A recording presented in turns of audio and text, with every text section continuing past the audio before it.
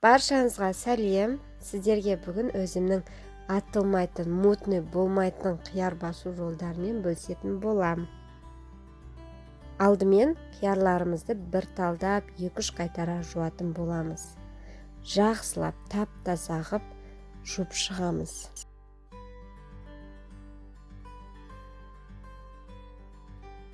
Ендігі кезек осы қиярлардың 2 шетін алып тастау. Барлығының 2 шетін алып тастаймыз.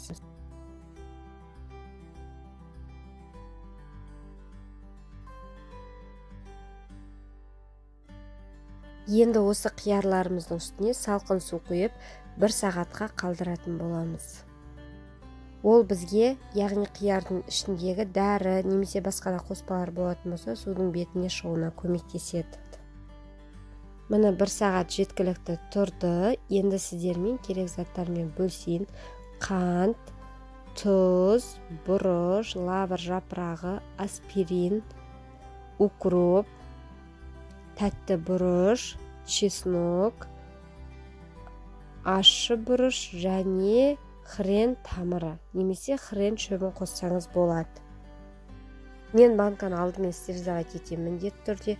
Ішіне укроп, ашты бұрыш, хрен тамыры және чеснок. Тағы да чеснок қосамыз міндетті түрде. Барлық банкаға осылай салып, енді үстіне қиярларымызды осылай ұзынша етіп шығамыз, тізіп шығамыз. Міндетті түрде ішіне қосатын заттарыңыз бәрі жуылған таза болуы тиіс. Міне осылай қиярды бір-бірінің үстіне қойып, ең үстіне перец салдым. Барлық банкама толтырдым.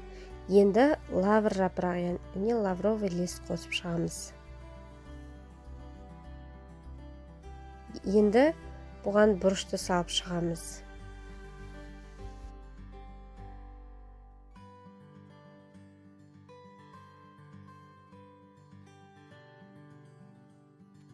Қайнап тұрған ыстық суды үстіне құйып, крышкаларын бетін жауып 10 минутқа қалдырамыз.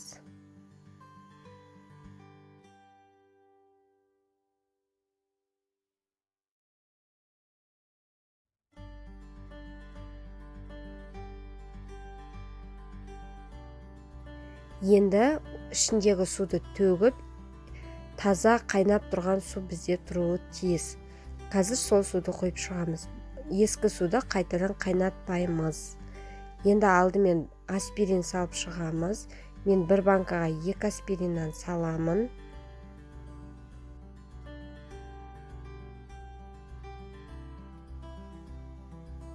Енді тұз салып шығамыз. Мен үлкен қасықпен 2 саламын толтыра. Бізде 2 литрлік банка, я. Енді қант салып шығамыз. 1 үлкен қасық толтырып саламыз әр банкаға. Енді қайнап тұрған ыстық су құйып шығамыз. Банкамыздың аузын жауып, міндетті түрде дөңгелетіп, ішін араластырып аламыз, қыздар. Содан кейін жақсылап төңкеріп, жақсылап орап қойып, 1 түнге қалдырамыз. Сіздермен болған Айжан Ерболатқызы. Менің басқа да видеоларымды көруге кеңес беремін.